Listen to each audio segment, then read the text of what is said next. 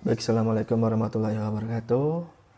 Teman-teman, kali ini saya sedikit akan menjelaskan terkait beberapa kendala, khususnya kendala pendaftaran ASN P3K ya, bukan ASN CPNS. Karena di sini teman saya curhat ke saya, kebetulan curhat ke saya terkait masalah dia dapodiknya itu menyangkut di sekolah yang lama. Oh iya, sebagai informasi bahwa P3K ini ada dua, ada yang non guru dan juga ada yang guru. Ya, kita langsung aja. Jadi masalahnya seperti ini. Teman saya dia itu kaget ketika ingin mendaftar, sudah bikin akun, kemudian dia sudah siap untuk memilih formasi, namun kaget ketika dia bahwa dapodiknya masih nyangkut di sekolah yang lama. Ketika dia ditugaskan menjadi seorang guru di pelosok negeri ya, di pelosok Indonesia, yaitu program SM3T, yang mana sekolahnya masih nyangkut di Provinsi Aceh, itu di Kabupaten Aceh Timur. Nah, kurang lebih tampilannya ketika dia sudah bikin akun dan sudah siap memilih formasi, kurang lebih tampilannya seperti ini. Jadi kawanku ini kaget ketika melihat bahwa dalam data dapodiknya itu sekolahnya masih di SMKN 1 Simpang Jernih, yang mana sekolah ini sudah tidak dia tempati, dia sudah tidak menjadi guru lagi di SMK tersebut, di sekolah tersebut, selama 5 tahun yang lalu, ketika dia ditugaskan jadi pendidik di tempat tersebut tahun 2014-2015 kalau nggak salah. Nah, permasalahannya dia terheran-heran ketika melihat ini, padahal dia itu sekarang sudah ada di sekolah yang baru, ya tentunya sudah ada di dapodik yang baru. Cuman dia bertanya-tanya kenapa datanya yang lama masih nyangkut di sistem BKN atau sistem di pendaftaran SSCASN ini. Jadi seperti itu ya. Ini sebagai teoriku saja, disclaimer ya, teori saja. Secara teknis, jadi kemungkinan seperti ini. Bahwa teman saya ini dulu waktu ingin meninggalkan sekolah tersebut, dia itu di dapodiknya itu dikeluarkan seperti yang dijelaskan oleh kawan saya di channel YouTube-nya Sobat Operator Sekolah di sini, bahwa ketika seorang GTK ingin meninggalkan sekolah, maka dia itu harus tahu alasannya dulu. Dia si operator sekolah menjelaskan di sini bahwa alasannya apa ingin meninggalkan sekolah tersebut. Nah, kebetulan kawanku itu dia itu dikeluarkan. Nah, otomatis kalau dikeluarkan kan belum jelas dia mau kemana, apakah mau nganggur atau mau sekolah lagi. Nah, ketika si operator sekolah memutuskan untuk dikeluarkan, berarti statusnya tidak jelas, maksudnya ketika sudah dikeluarkan. Makanya dia pada saat di kolom GTK nonaktif, ya, GTK nonaktif di sini, maka statusnya itu dikeluarkan. Statusnya dikeluarkan. Berbeda halnya dengan ketika si operator tersebut memberikan alasan di dapodiknya mutasi. Nah, kalau mutasi ini beda kasusnya. Ketika mutasi, jadi si guru tersebut dia ada tujuan untuk pindah ke sekolah yang dituju, yang baru, otomatis maka datanya itu bisa ditarik di hari itu juga.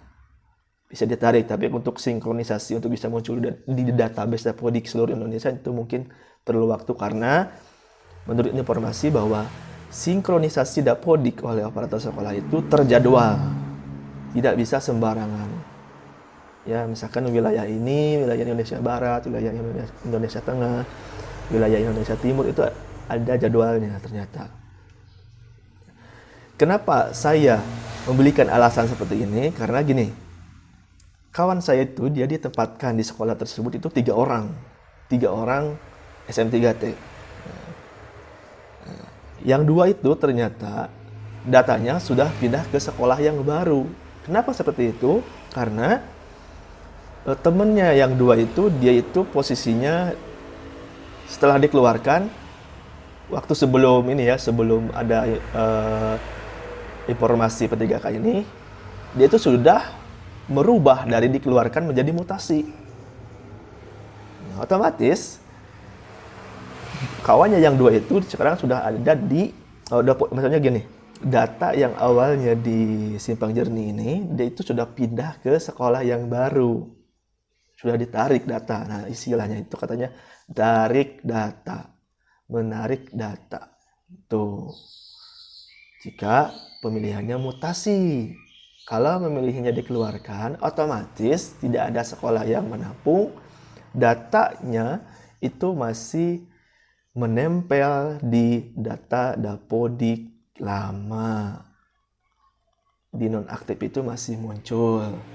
Dan di database provinsi ada datanya. Seperti itu kurang lebih. Itu teori saya sebagai yang menggeluti beberapa sistem di sekolah, maksudnya bukan Dapodik. Karena saya itu bukan operator sekolah. Jadi kurang lebih seperti itu teorinya. Kemudian, gimana caranya untuk bisa menghapus data Dapodik yang sudah terlanjur muncul di sistem BKN seperti ini? Nah, saya sedikit bingung juga ini menjelaskannya, karena meskipun sebenarnya bisa sekarang merubah dari dikeluarkan menjadi mutasi.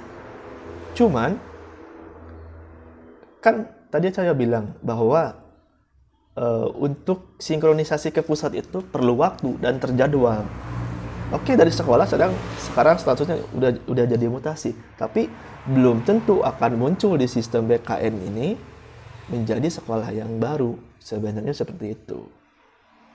Kecuali ketika ada orang yang di Kemendikbud yang sengaja merubahnya hari itu juga.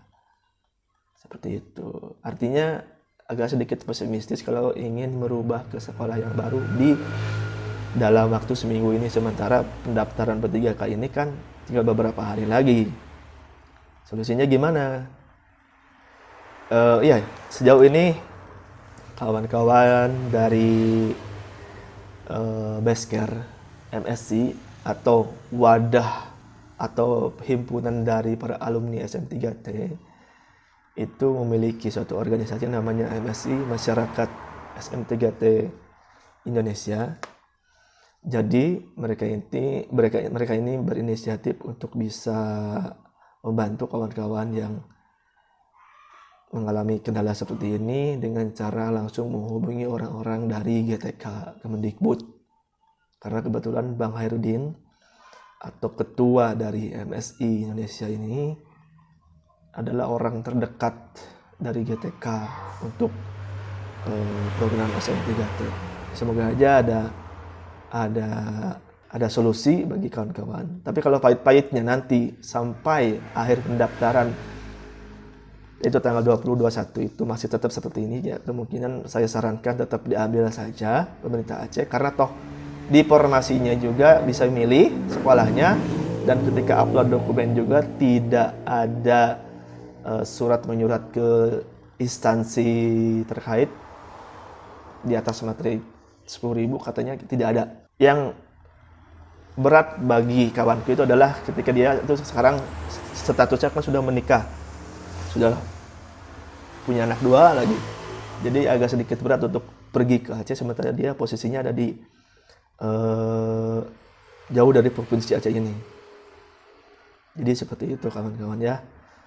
Untuk teman-teman pejuang P3K yang lain, semangat dan tetap menghimpun bantuan dan tetap memberi saran ke helpdesk di situsnya SSCN ini, Ya pokoknya semangat terus, dan berharap sih jangan dulu diresum, jangan dulu resum ke pusat, jangan dulu resum maksudnya.